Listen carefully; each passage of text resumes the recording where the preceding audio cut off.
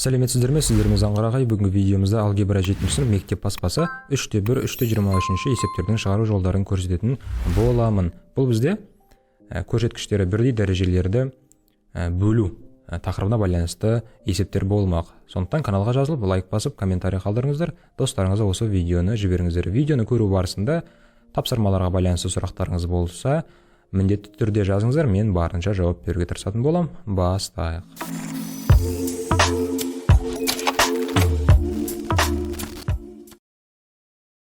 3-1 тапсырма өрнекті дәреже түрінде жазуымыз керек. Алдыңғы видео өте ұқсас, ол кезде көбейту болса, бұл жолы бөлу, мысалы x-ның 10 дәрежесі бөлінген x-ның 7 дәрежесі. Бөлу болғаннан кейін біз жай ғана 10-нан 7-ні азайта саламыз, болды. Яғни x-ның 3 дәрежесі болып жазылады. Барлық осы 9 тапсырманың бәрін солай орындайсыздар.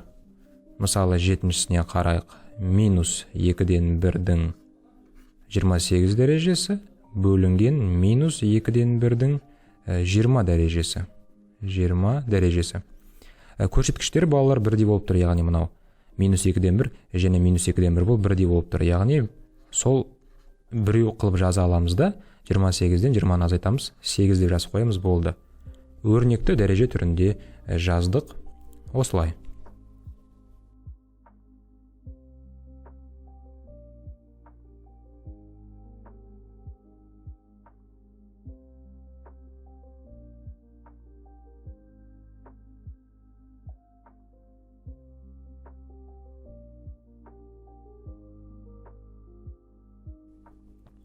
Үште екінші тапсырма.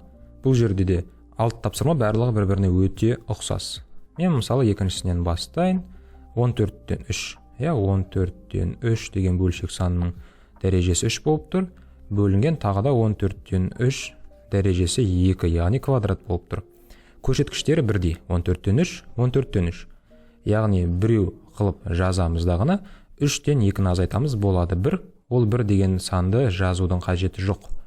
Сондықтан жақшаларды да өшіре салуға болады. Жай ғана 14-тен 3 деген жауапты аламыз. Қалған тапсырмаларда осылай орындайсыздар.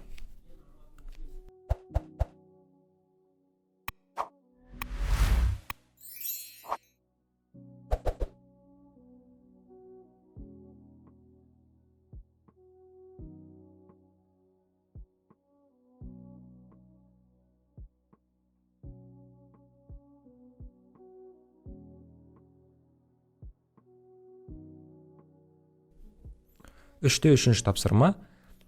Тағы да дәреже түрінде жазуымыз керек. Бұл жерде енді өрнек секілді берілген, болды, басқа ешқандай қиындығы жоқ. 9 қосылған x-тің 6 дәрежесі бөлінген 9 қосылған x-тің 4 дәрежесі. Ең басты дәрежелерін азайту үшін көрсеткіштер бірдей болуы тиіс. Яғни 9 қосылған x көрсеткіштер бірдей. Сондықтан біреуі қана қылып жазамыз былайынан. Сосын 6-дан 4 азайтамыз, болады 2.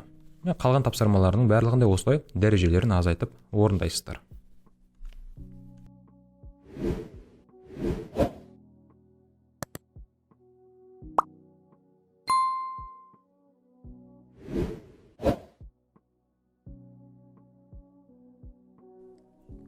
Үште төртінші тапсырма дәреженің негіздері бірдей 2 дәреженің бөліндісі түрінде жазуымыз керек. Яғни осыған дейінгі тапсырмалардың керісіншесі деп айтуға болады. Яғни біреу қана болып тұр, мысалы 50-дің 22 дәрежесі болып.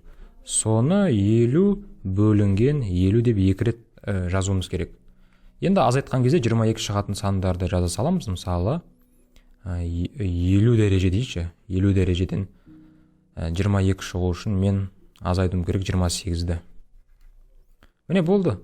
Осы екеуі тең мағынаны білдіреді. Мысалы екіншісі 3-тен 7-нің 10 дәрежесі. Осы 3-тен 7-ні 2 дәреженің бөліндісі қылып жазуым керекпін. 3-тен 7 бөлінген 3-тен 7. Енді азайтқан кезде 10 шығатын сан, мысалы 15 пен 5 деп жазып қоямыз. Міне осылай орындайсыздар.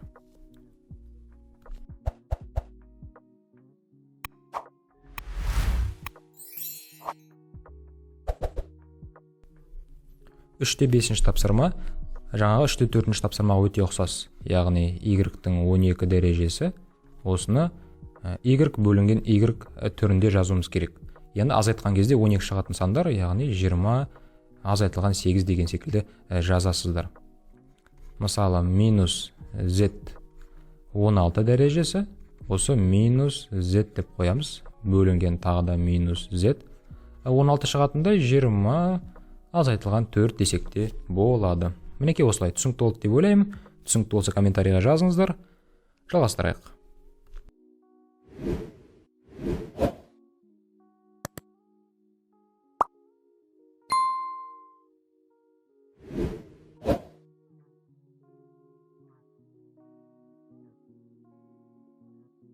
Үште 6 тапсырма. Теңдік тура болатындай етіп жұлдызшаның орнына сан жазыңыздар.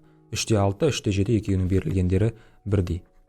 Яғни 200-дің 10 дәрежесі тең болады 200-дің 21 дәрежесі бөлінген 200-дің дегенде ғана мына жерде бізде белгісіз сан болып тұр. Яғни 10 дәреже шығу керек. 21-ден қандай санды азайтсақ 10 болады деген сөз. 21-ден біз азайтуымыз керек 11-ді. 21-ден 11-ді азайтсақ болады 10. Сондықтан 11 деген санды қоямыз. Сол секілді мына жерге жұлдызшаның орнына тиісті сандарды қоясыздар. Мысалы, екіншісіне қараңыздар. 39-дан қандай санды азайтқан кезде 30 шығады? Әрине 9. Сондықтан мына жердегі белгісіз санның орнына 9-ды қоясыздар. Үшіншісіне қараңыздар. Жұлдызша азайтылған, мына жерде ешқандай сан жазылмаған, сондықтан 1 бар деп ойлайсыздар. Ол 11 шығу керек. Қандай саннан 1-ді азайтса 11 болады? Әлбетте 12 дегендей. Төртіншісін қалғандарын өздеріңізге қалдырам. Солай.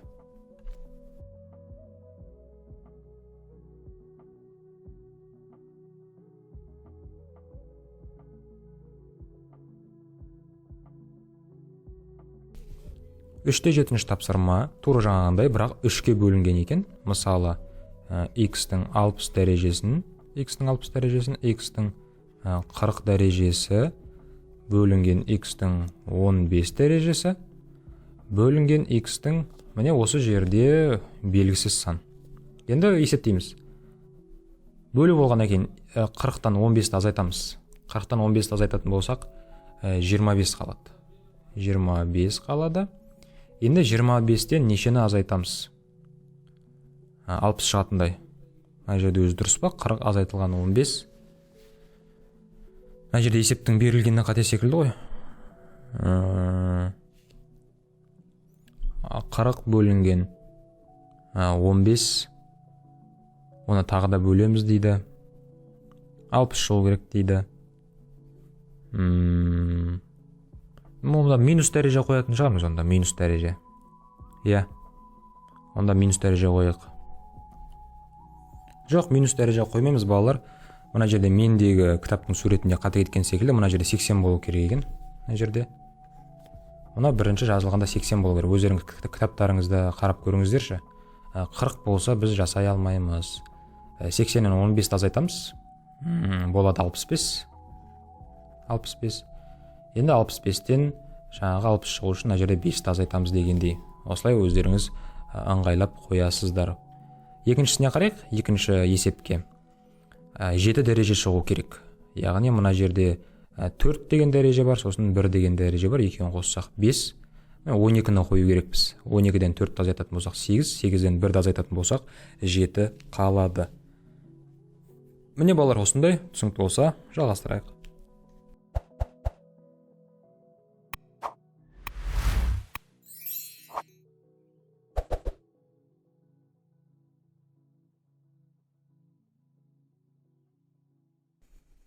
Үште 8 тапсырма. Мына берілген өрнектердің бәрін есептеуіміз керек. Бұл жердегі өрнектердің барлығының жауабы 1-ге тең балалар. Яғни кез келген санның 0 дәрежесі 1-ге тең, жаттап алыңыздар. 4,5-тің 0 дәрежесі 1-ге тең. Минус 5-тен 4-тің 0 дәрежесі 1-ге тең. Қалған өрнектердің барлығының 0 дәрежесі 1-ге тең болады.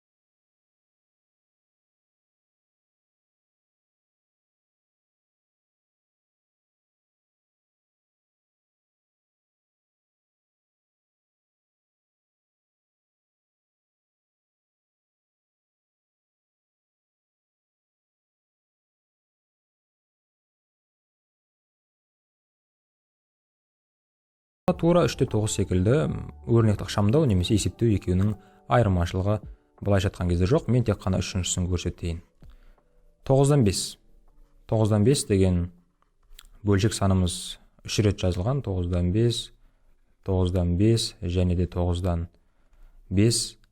Сосын кейін араларында бөлу амалдары. Мінекей.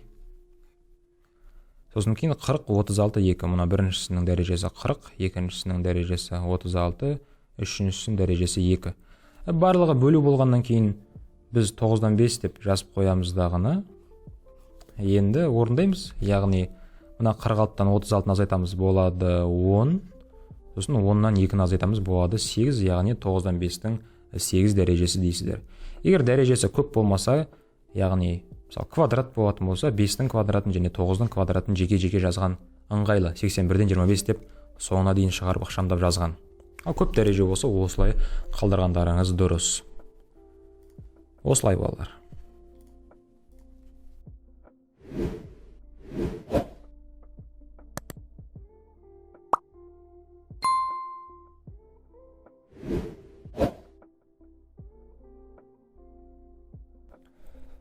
Үште 11-ші тапсырма. Берілген өрнек мәнін табуымыз керек. Біріншісін шығарып көрсетем, екіншісін осыған қарап орындайтын боласыздар. Біріншісін көрсеткеннің өзінде өте мына жерде көп тапсырма секілді берген екен. Мысалы, А-ның орнына 5-ті қоюымыз керек. Сосын барып минус 11-ден 3-ті қоюымыз керек. Сосын барып 2,8-ді қоюымыз керек. Сосын барып минус 40-ті қоюымыз керек. Яғни 1, 2, 3, 4 тапсырма десекте болады. Өрнектің өзін жазайық. А-ның 20 дәрежесі, көбейтілген А-ның 20 дәрежесі. Бұл бөлшектің алымында, бөлшектің бөлімінде А-ның 17 дәрежесі, көбейтілген А-ның 19 дәрежесі.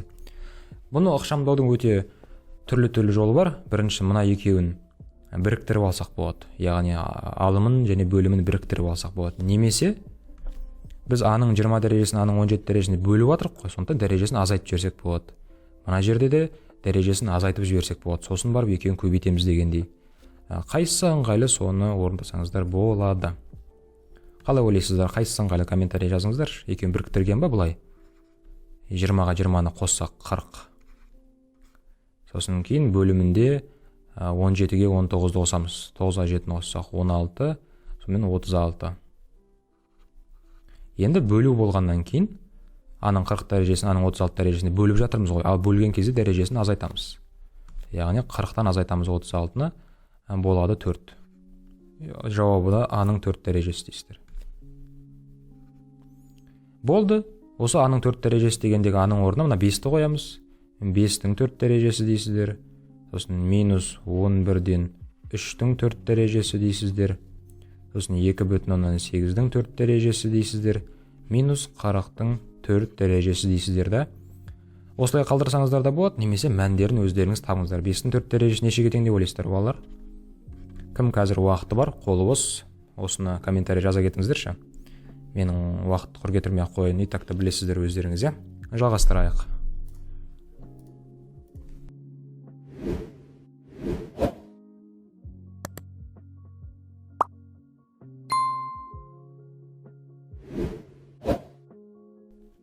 Үште 12-ші тапсырма. X айнымалысының қандай мәнінде мына өрнектің мәні бірге тең болады дейді. Балалар, мен қазір үшіншісін ғана көрсетем, соған қарап қалғанын орындайсыздар. Бізге былай айтылған. Мысалы 6-тан 1 көбейтілген 6-дан 1 делік, сосын бөлінген 6-дан 1. Мына жерде X тұр. Осы өрнектің мәні бірге тең болуы тиіс. Мына бірінші 6-тан 1-дің дәрежесі 42, екінші 6-тан 1-дің дәрежесі 9. Енді жаңа айттым ғой сіздерге, өрнектің мәнін бірге тең болады, егерде дәрежесі 0 болса. Яғни бізде 6-тан 1-дің дәрежесі 0 болуы тиіс. X-тің орнына қандай санды қойған кезде дәреже 0 болады. Мына көбейту болғаннан кейін дәрежелер қосылады. Яғни 42-ге 9-ды қосамыз. 9-ға 2-ні қосса 11, сонымен 51. Енді бөлу болғаннан кейін азайту керек. 51-ден нешені азайтсақ 0 болады. Яғни 51-ден 51-ді азайтсақ 0 болады дегендей, X-тің орнына 51 қою керек екенбіз. Сонда 6-тан 1-дің 0 дәрежесі тең 1-ге тең болып теңдігіміз дұрыс орындалады. Міне осылай 0 шығатындай, дәрежесі 0 шығатындай X-тің орнына керекті мәнді қоясыздар. Түсінікті болды ма балалар? Комментарий жазыңыздар. Достарыңызға осы видеоны жіберуді ұмытпаңыздар. Солай.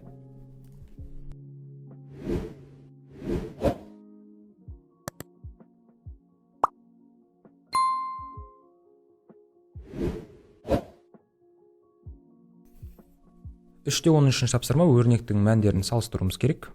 Яғни бірінші 4-тің 5 дәрежесі бөлінген 4-тің 5 дәрежесі бөлінген 4-тің 3 дәрежесі.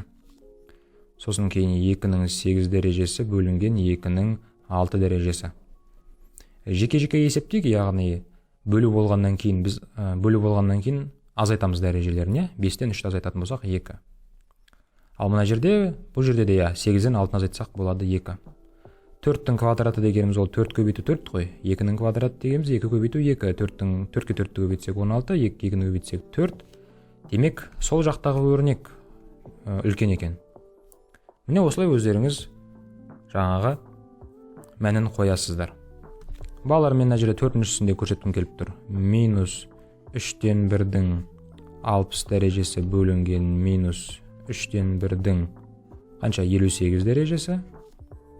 Сосын кейін минус 2-ден 1-дің 40 дәрежесі бөлінген минус 2-ден 1-дің 36 дәрежесі. 36 дәрежесі. Минус 3-тен 1. Бөлу болғаннан кейін 60-тан 58 азайтамыз 2 болады. Мына жерде минус 2-ден 1. 40-тан 36-ны азайтамыз болады 4. Енді балалар, естеріңізде болсын, минус 3-тен 1-дің квадраты, яғни мынау жақшаның ішінде минус таңбасы тұрса, жақшаның сыртында жұп дәрежелі тұратын болса, яғни 2, 4, 6, 8 деген секілді жұп дәреже тұратын болса, ол минусты жояды. 1-дің квадратын 1 деп, 3-тің квадратын 9 деп, бұлай жақшаны ашып жазамыз. Мына жерде де солай. Жақшаның ішінде тұрған минус таңбасын жақшаның сыртында тұрған жұп дәреже жояды. 1-дің 4 дәрежесі 1-ге тең, 2-нің 4 дәрежесі балалар 16-ға тең. 2-нің 4 дәрежесі дегеніміз 2-ні 4 рет көбейтесіздер ғой. Сонда болады 16. 9-дан 1 үлкен бе, 16-дан 1 үлкен бе, қалай ойлайсыздар? Комментарийға дәл қазір видеоны пауза қойып жазыңыздаршы. 9-дан 1 үлкен бе, 16? 9-дан 1 үлкен әрине. Бөлшектің бөлімі үлкейген сайын бөлшектің мәні кемей береді дегендей. Жалғастырайық.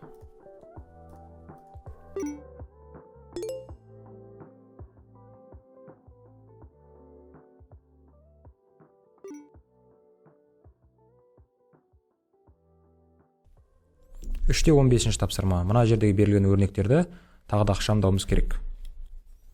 Мен тек 3-шісін көрсеткім келіп отыр, қалғандарын соған қарап орындайтын боласыздар.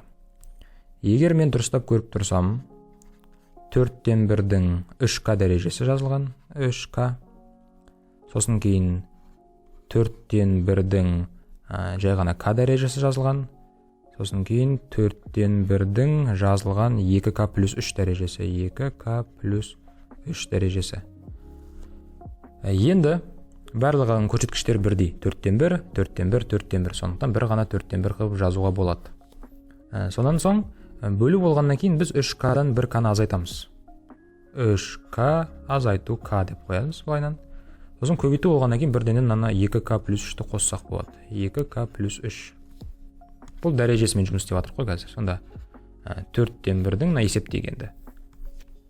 3К-дан 1К-ны азайтса 2К, 2К-ға 2К-ны қосса 4К, 4К плюс 3, 4К плюс 3 деген жауап қалады. Мынау 3 жай ғана сан, бұл 3-ке басқа сан жоқ, қосылатындай. Жаңағы айнымалы мен санды екеуін қосамаймыз балалар. Түсінікті ғой? Тек айнымалыға айнымалы қосылады, оның үстіне бірдей айнымалылар болу тиіс. К болса К қосылады. Ол К деген әріпке барып, П деген айнымалыны қоса алмаймыз. Міне балалар, осындай жалғастырайық.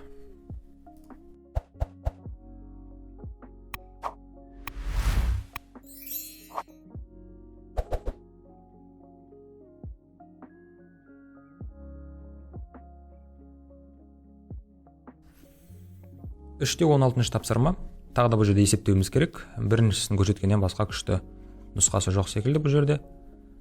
Жалпы не дейді? Бірінші жақшада 2-нің 30 дәрежесі бөлінген 2-нің 15 дәрежесі, сосын бөлінген 2-нің 10 дәрежесі. Бірінші жақшада барлығы бөлу амалдары. Сосын оны көбейтеміз. 5-тің 27 дәрежесі бөлінген 5-тің 26 дәрежесі, сосын көбейту 5 екен. Көбейту 5. Жақсы, тең дейміз де бірінші жақшаны орындайық. Көрсеткіштері барлығында бірдей. Көрсеткіш дегеніміз мына 2. 2, 2, 2. Барлығы бірдей болғаннан кейін бір ғана 2 қылып жазып қоя салсақ болады. Яғни мына жерге 2 деп. Бұл жерде бөлу болғаннан кейін тек қана азайта береміз. Яғни 30-дан 15-ті азайтамыз. Болады 15. 15-тен 10-ды азайтамыз, қалады 5. Сонда 2-нің 5 дәрежесі қалай деп тұр. Көбейтілген енді мына жақша. Бұл жерде барлығы 5. Енді қараңыздар, бірінші бөлу амалы болғаннан кейін азайтамыз. 27-тен 26-ны азайтатын болсақ 1 қалады. Көбейту болғаннан кейін қосамыз. Мына жерде 5-тің дәрежесі ешқандай сан жазылмаса, бұл жерде 1 бар деген сөз. Демек 1-ге 1-ді қосамыз 2. 1-ге 1-ді қосамыз 2. 2. Енді бұлай қалдырмай осыны есептеуіміз керек. 2-нің 5 дәрежесі қанша болады балалар? 2-нің 5 дәрежесі балалар 32. 2-ні 5 рет көбейтіп көріңіздер.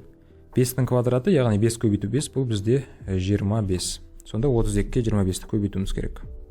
32 көбейтілген 25 болады 800. Демек есептің жауабы 800 дегенде. Міне осындай оңай тапсырма. Қалған 2, 3, 4-ті өздеріңіз орындай аласыздар деген ойдамын. Орындай аласыздар ғой, жалғастырайық.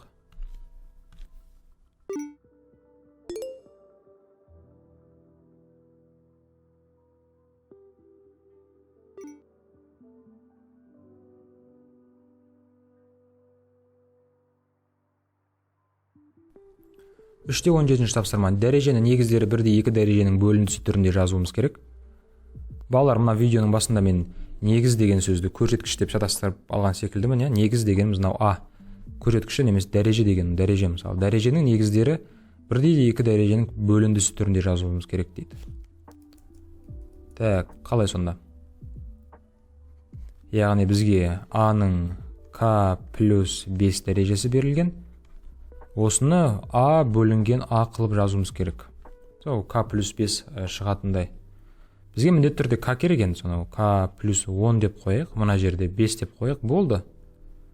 К плюс 10 дегеннен азайтамыз 5-ті, сонда 10-нан 5-ті азайтсақ 5 қалады. Сонымен К плюс 5 деген мынау көрсеткіші қалайын деп тұр балалар. Түсінесіздер ме? Мысалы келесі D-ның К плюс М дәрежесі. D бөлінген D қылып жазуымыз керек. Бізде енді бір К, сосын бір М қалу керек қой. Сондықтан былай жасақ болады. 2К деп қойсақ болады. 2К қосылған М деп. Мына жерге 1К жазып қоямыз. Сонда 2К плюс М-нен К-ны азайтамыз. Міне сонда 2К-дан 1К-ны азайтамыз. 1К плюс М қалайын деп тұр. Түсінікті айттым деп ойлаймын, жалғастырайық.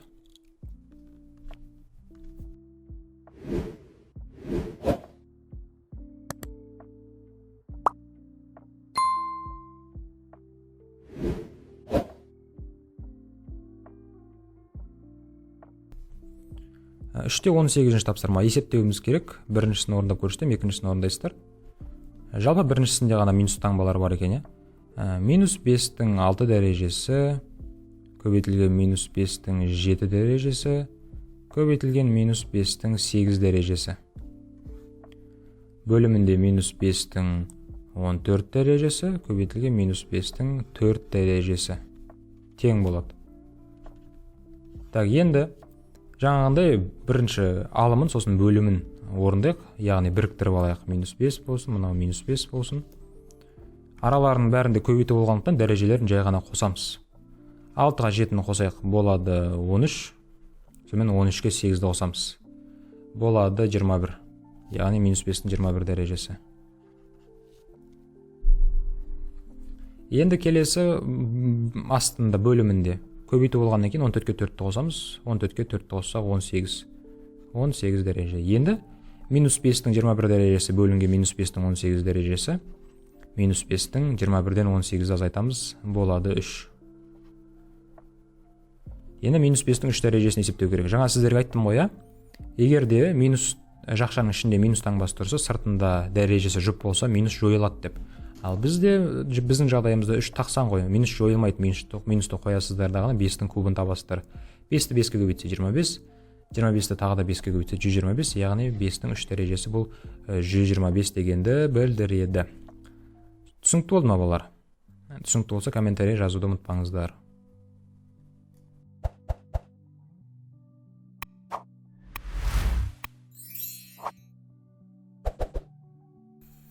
Үште 19 тапсырма өрнектің мәнін табыңыздар. Мына жерде екі тапсырма берілген, түрі қорқынышты секілді көрінуі мүмкін, бірақ ешқандай бұл тапсырмалардың қиындығы жоқ. Мысалы, біріншісінен бастайын. Тағы да біріншісінде минус таңбалар бар, екіншісінде жоқ екен. Бірінші бөлшегімізді жазамыз. Бірінші бөлшегімізде минус 6-ның 19 дәрежесі. Көбейтілген минус 6-ның 33 дәрежесі. Бөлімінде 3,2-ның 24 дәрежесі. Көбейтілген 3,2-ның 6 дәрежесі.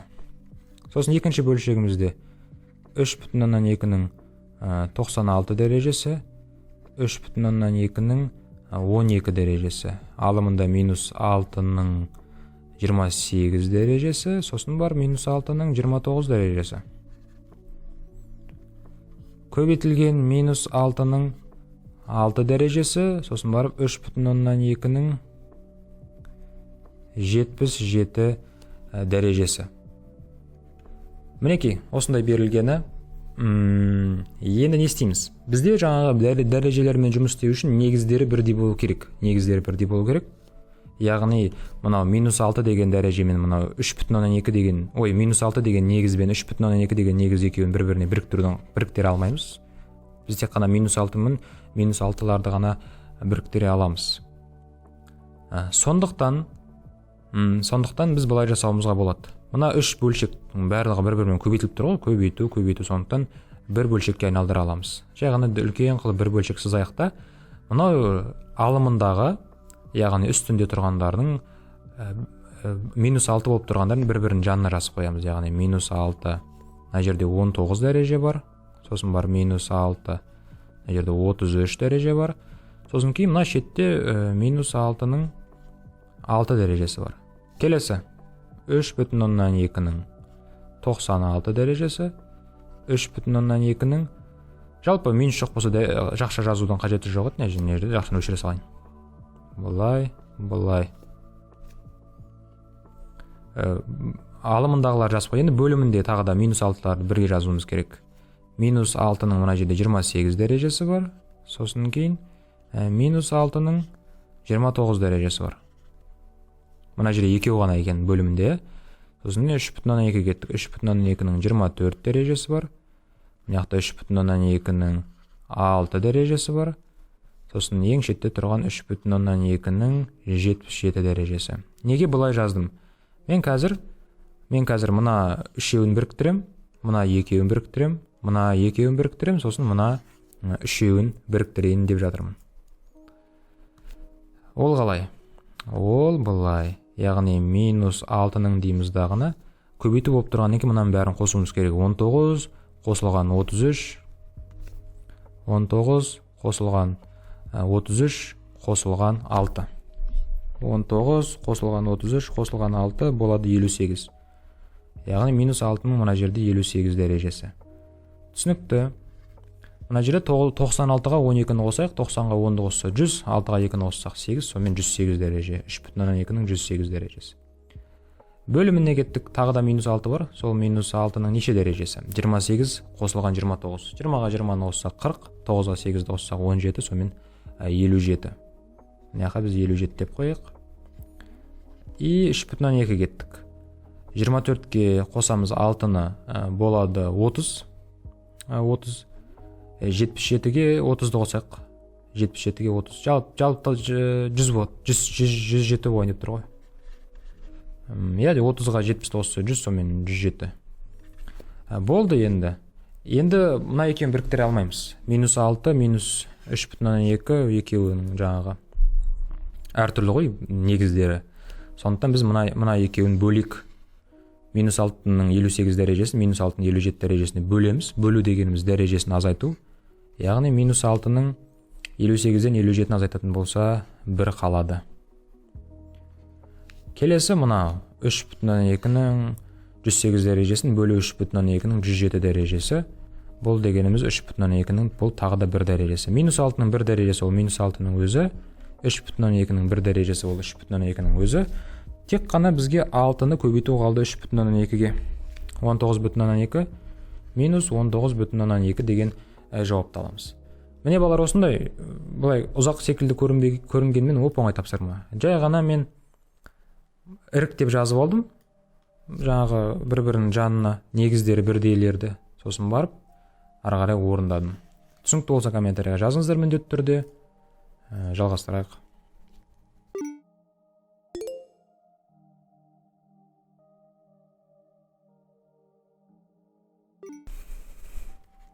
Үште 20-ші тапсырма теңдіктің дұрыстығын тексеріңіздер дейді. Так, бұл да кішкене үлкен тапсырма секілді көрінуі мүмкін. X-тің 100 дәрежесі, X-тің 20 дәрежесі, X-тің 60 дәрежесі. Бәрі X бірақ оңай жері, я? X-тің 89 дәрежесі, X-тің 72 дәрежесі тең болады. Мына жерде X-тің 55 дәрежесі, X-тің 36 дәрежесі, X-тің 41 дәрежесі, X-тің 13 дәрежесі, X-тің 18 дәрежесі. Тең деп қояйық, бөлшекті тағы да екі жаққа сызайық. X-тің, енді X-терді біріктіреміз ғой. Түсінікті ма? Көбейту болғаннан кейін 100 қосылған 20, 120, 120 қосылған 60, 180. Мына жерде X-тің 180 дәрежесі. Ал мына жерде 89 қосылған 72. 89 қосылған 72 болады 161. Мына жерде 161 деп қоямыз. Мына жерде 55-ке 36-ны қосамыз. 55 қосылған 36 болады 91. Мына жерде 91 дәреже. Ал мына жерде 41-ді қосамыз 13-ке болады 54. 54-ке 18-ді қосамыз. 64, 72 болып тұр, сонда. 72. Енді азайтайық. 180-нен 161-ді X-тің дәрежесі қалады сонда. 180 азайтылған 161 19 дәреже қалайын деп тұр. 91-ден азайтатын болсақ 72-ні бұл жерде де 19 қалайын деп тұр. Демек, теңдіктің дұрыстығын тексердік. Есептің белгіленіп, теңдіктің дұрыстығын тексер деді. Міне екі жағы бір-біріне тең. Сіздерге бүкіл тапсырманы бермейтін шығар, мүмкін береді. Осылай орындайсыздар. Түсінікті болса комментарийға жазыңыздар. Видеоны достарыңызға жіберуді ұмытпаңыздар. Қандай да бір сұрақтарыңыз болса, WhatsApp нөмірім әрқашанда видеоның астында. Жалғастырайық.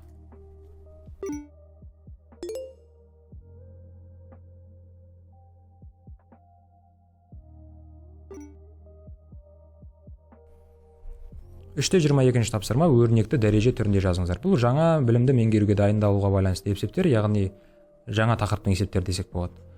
Не ерекшелік бар? Бізге айтып жатыр. 2-ның 3 дәрежесінің 4 дәрежесін табуымыз керек.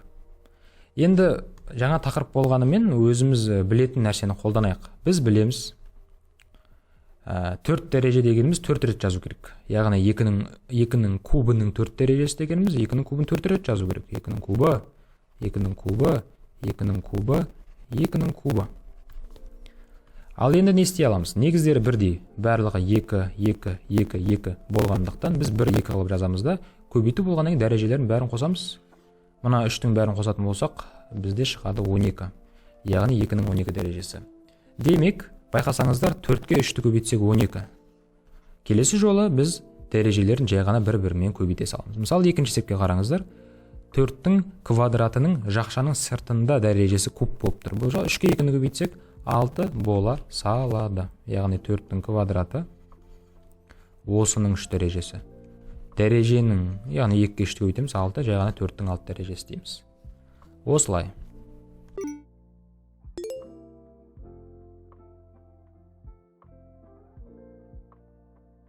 Келесі 3-те 23-ші тапсырма. Тура теңдіктерді теріп жазуымыз керек. Қайсысы тура жазуымыз керек? Мысалы, біріншісіне қарайық. Бірінші тура емес екен бірақ.